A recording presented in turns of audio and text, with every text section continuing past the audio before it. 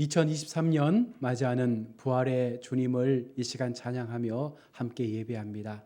하나님의 부활 소망이 오늘 우리에게도 아름다운 생명의 소망으로 나타나서 마지막까지 하나님만을 붙잡는 믿음의 신실한 걸음을 걸어가시는 우리 모든 성도님들이 다 될 수 있기를 원합니다.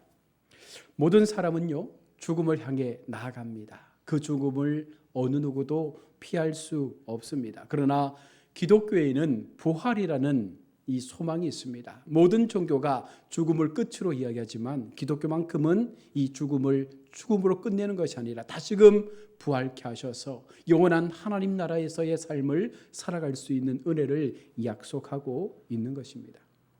강물은 쉼없이 흘러갑니다.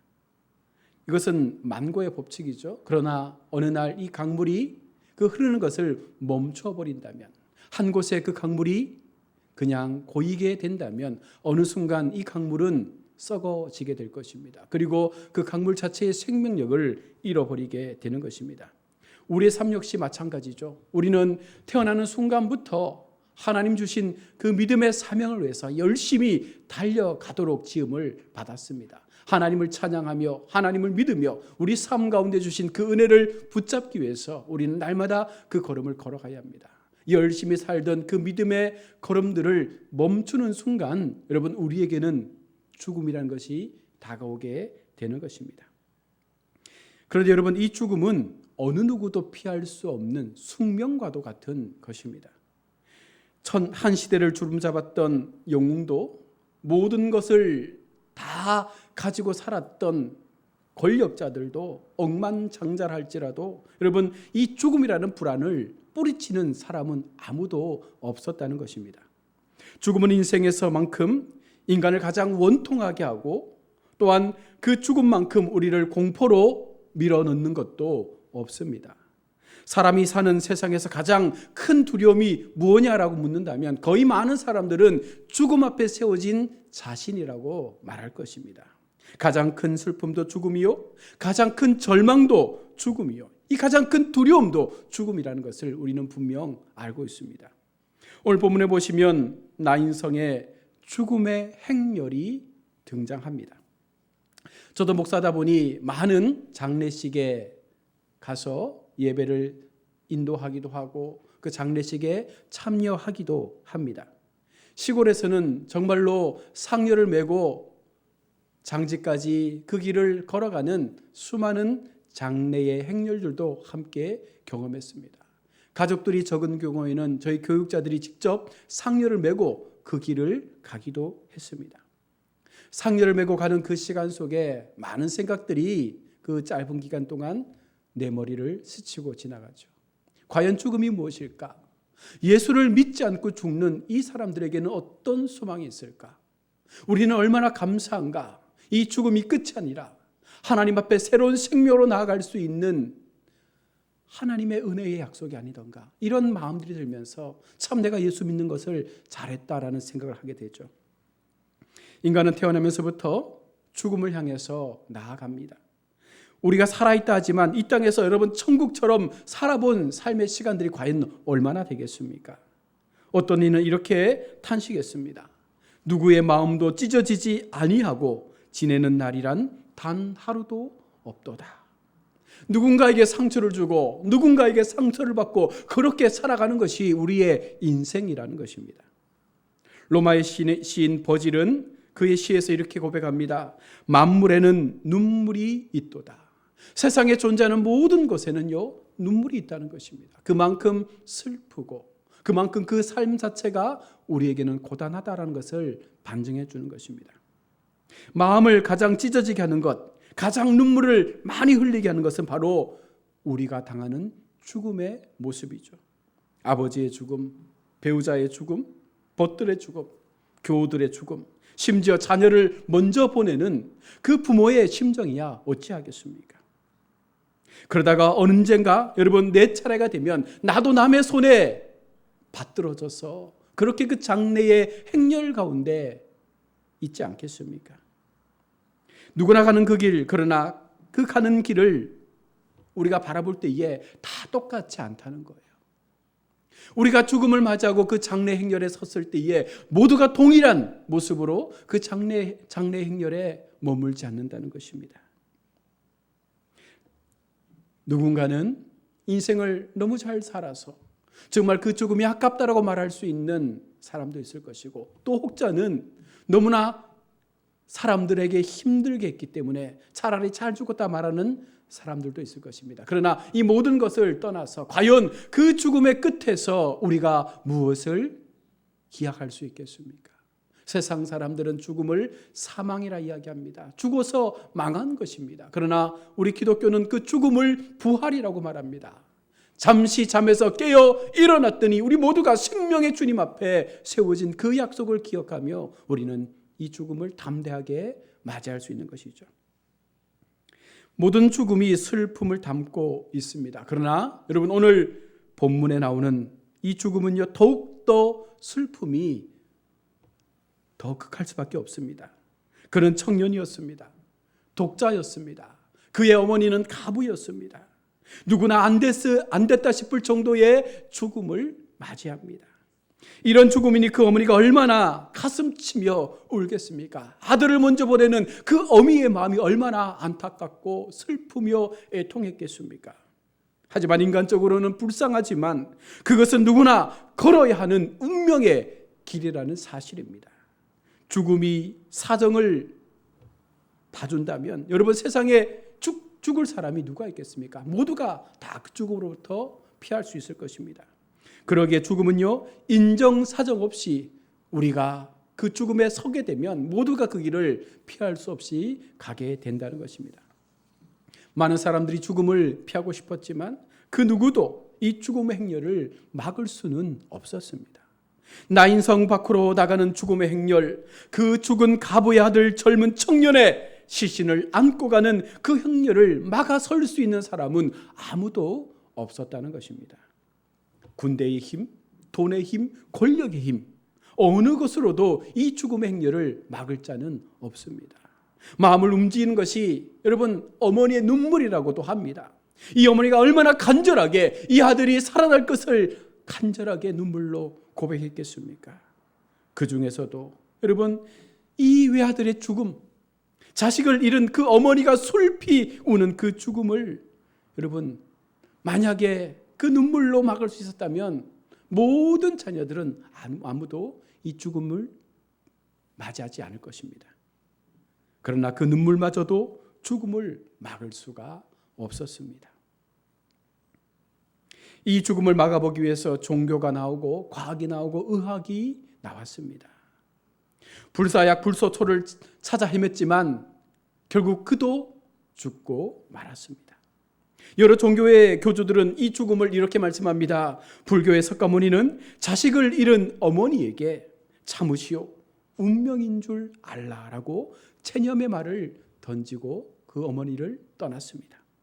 공자는 땅의 일도 다 모르겠거늘 어찌 내세의 일을 알겠느냐라고 말하며 그 모든 것들을 그냥 운명에 맡기는 것입니다. 죽어가는 수많은 사람들을 살려주었던 유명한 의사들조차도 자신에게 임한 이 죽음 앞에서는 저항하지 못한 채로 그냥 체험하며 그 죽음을 맞이할 수밖에 없었다는 것입니다. 그들 모두가 죽음의 행렬 속에 남게 된 것입니다. 우리도 그 행렬에 있었던 사람들 아닙니까? 부모의 시신을 먼저 보내고, 배우자의 시신을 먼저 보내고, 혈육의 시신을 먼저 보내고, 먼저 떠나가는 그 교우들 앞에서 우리가 슬퍼하며 울었던 시간들이 얼마나 많이 있습니까? 그리고 언젠가는요, 우리가 그 행렬 가운데 있을 것이며 그 자녀가 행렬 앞에서 우리의 시신을 들고 앞장서는 날들이 분명 올 것입니다. 아무도 그 행렬을 막을 수가 없습니다. 그런데 오늘 여러분, 놀라운 소식이 오늘 읽은 본문 속에 나타나고 있습니다. 여러분, 예수님께서 이 죽음을 막으셨다는 것입니다. 예수님께서 그 죽음의 행렬을 보십니다. 상녀가 지나가는 그 행렬을 보고 있습니다. 젊은 아들을 앞세우며 울고 있는 그 어머니, 그 아들만을 바라보며 수절하며 살았던 그 어머니의 애통하는 마음을 보시며 울고 있는 그 어머니의 간 앞에 예수님은 머물러 섰습니다. 여러분, 어머니조차도 맞기에 어려웠던 이 죽음의 행렬 앞에 우리 주님께서 서서 이제 그 죽음 앞에 예수님께서 무언가 행하신다는 것이죠. 돈과 권력으로도 막을 수 없었던 그 어머니의 애통하는 마음으로도 막을 수 없었던 이 죽음의 길 앞에서 예수님께서 지금 이 죽음을 어떻게 바꾸어 가십니까? 예수님은 여인에게 가까이 가셔서 울지 말라라고 위로를 합니다. 죽음 앞에서 무슨 위로가 되겠습니까? 여러분, 우리가 상을 당한 상주들에게 울지 말라라고 말하면 그분들이 어떻게 그 말을 듣고 위로가 될 수 있겠습니까? 그것은 위로가 되지 않습니다. 하나님께서 오늘 그들 앞에서 울지 말라, 그 어머니 앞에서 울지 말라 말하는 이 말이 과연 위로가 되겠습니까? 죽음의 행렬 앞에서는요, 어떠한 말도 위로가 될 수 없습니다. 그냥 우는 자와 함께 울어주는 것 밖에는 할 수 있는 것이 아무것도 없습니다. 그러나 주님은요, 그들을 위로하셨습니다. 왜? 어떻게 주님은 그렇게 위로자가 될 수 있습니까? 주님은 죽음을 물리치실 수 있는 분이기 때문에 그렇습니다. 주님은 위로할 자격이 충분하신 분이기 때문에 그렇다는 것입니다. 주님은 간 앞으로 가셔서 간을 멈추시고 이제 명령합니다. 청년아, 내가 내게 말하노니 일어나라. 주님은 그 관 속에 누워있는 청년을 향해서 말씀하며 선포합니다. 이제 일어나라. 이 얼마나 놀라운 선포입니까? 그것은 우리 주님 앞에 어려운 일이 아니었습니다. 마치 어머니가 잠든 아이에게 일어나라, 아침이다 말씀하는 것처럼 우리 주님은 그 청년을 향해서 일어나라 말씀하고 있습니다. 간단한 일이었습니다. 인류의 영원한 숙제가 주님에게는 간단한 한마디의 말로서 회복되어졌음을 우리 가운데 보여주고 있는 것입니다. 청년은 살아났습니다. 여러분, 이 청년이 예수님의 말씀 한마디에 그 자리에서 살아난 것입니다. 청년은 다시 성 안으로 돌아옵니다. 죽음의 행렬이 슬픔과 비애와 통곡의 안타까움이었던 그 행렬이 이제는 부활의 능력을 힘입은 감격과 기쁨의 눈물로 바뀌어서 그들이 다시금 자신의 집으로 돌아와 더 이상 죽음을 두려워하지 않는 하나님 앞에 세워진 아름다운 모습으로 그들은 일상의 삶을 살게 된 것입니다. 죽음의 행렬이 산자 행렬로 되돌아와서 그들 가운데 예수 그리스도의 놀라운 부활의 영광을 그들은 보게 된 것입니다. 인류 역사에서 죽음을 거슬린 분은 오직 예수님밖에 없습니다. 때때로 죽었다가 살아난 사람들이 있지만 그것은 부활이 아니라 소생입니다. 그들은 또다시 어느 순간 죽음을 맞이하게 되었습니다. 예수님은 부활하셨습니다. 그분은 모든 죽음의 권세를 물리치시고 우리에게 그 부활을 증거하여 주시며 너희에게도 이와 같은 부활의 소망이 있을 것임을 약속하고 있는 것입니다. 그리고 나를 믿는 자는 산다. 예수 그리스도를 믿는 자는 똑같은 부활의 생명이 너희 가운데 임할 것임을 약속하고 있습니다. 이 사실을 믿는 자들이 다 되시길 바랍니다. 우리 속에 부활의 생명을 주신 하나님의 그 은혜 약속을 믿으며 내게도 언젠가 죽음이 다가오겠지만 그러나 그 죽음이 사망이 아니라 잠시 잠자다 깨어나는 생명의 부활이 되어짐을 믿는다면 여러분, 성도에게 죽음은 결코 두려움도 아니요 슬픔도 아니요 비통함도 될 수가 없는 것입니다. LA의 스포츠 방송국에서 재미있는 조사를 했습니다. 스포츠 시청자들은 결과를 이미 알고 있는 녹화 경기에 대해서 얼마나 높은 시청률을 보여줄까? UCLA 대학을 응원하는 농구팬이 많아서 이긴 경기를 이틀 후에 다시 재방송으로 틀어주었는데 첫날 본 경기와 재방송 경기의 시청률이 거의 비슷하게 나왔다는 거예요. 그러면서 이야기하는 것이 이긴 경기에 대해서는요, 마음을 편안하게 더 즐거운 마음으로 그 경기를 관람을 하더라는 것이죠. 만약 그 경기가 진 경기라면 아마 시청률은 더 많이 떨어졌을 것입니다. 왜냐하면 졌기 때문에 희망이 없는 거예요. 내가 응원하는 팀이 졌는데 무슨 마음으로 그 경기를 또 보겠습니까?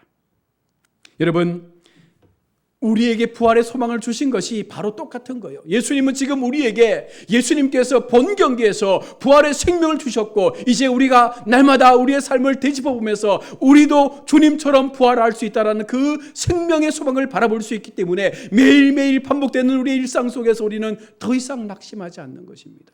더 이상 죽음 앞에 슬퍼하지 않는 것입니다.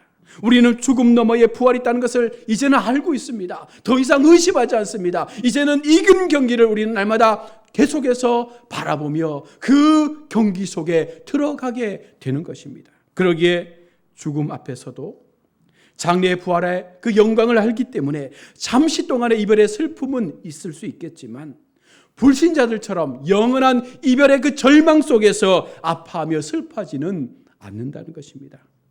여러분, 죽는 자들의 행렬과 산 자들의 행렬이 있습니다. 우리는 어떤 행렬에 서기를 원하십니까? 부활의 소망을 붙잡고 생명의 부활로 나아가기를 소망하는 자들은 우리는 바로 산자의 행렬에 다시금 세워질 수밖에 없는 줄로 믿으시기 바랍니다. 그 소망으로 우리 주님은요 십자가에 죽으셨고 다시금 부활하셔서 우리에게 그 부활의 소망을 약속하고 있는 것입니다. 나인성의 과부의 그 청년이 죽음을 맞았지만 예수님은 그 청년을 향해서 말씀합니다. 일어나라. 일어나라. 이 한마디의 말씀에 이 청년이 살아났고 그 많은 사람들이 더 이상 장래의 행렬이 아니라 생명의 행렬로 나와 다시금 그들은 기쁨의 눈물을 흘릴 수밖에 없었던 것이죠. 2023년 맞이하는 부활의 아침, 우리는 또 한 번 우리에게 주신 그 부활의 약속을 기억할 수 있기를 원합니다. 나도 언젠가 죽겠지만 여러분도 언젠가 그 죽음 앞에 그 죽음을 맞닥뜨리겠지만 여러분 그것이 끝이 아님을 기억하십시오. 예수님은 언제나 우리에게 생명의 길로 나아갈 수 있는 그 길을 열어놓으셨습니다. 예수님만 믿으면, 예수님만 우리가 믿으면 그 믿음 앞에서 우리는 이 죽음조차도 생명으로 변화시킬 수 있는 바로 산자의 행렬에 세워져서 영원한 천국에서의 삶을 기억할 수 있는, 영원한 천국에서의 삶을 우리가 마음껏 누릴 수 있는 그 은혜 앞에 우리는 날마다 나아갈 수 있게 되는 것입니다.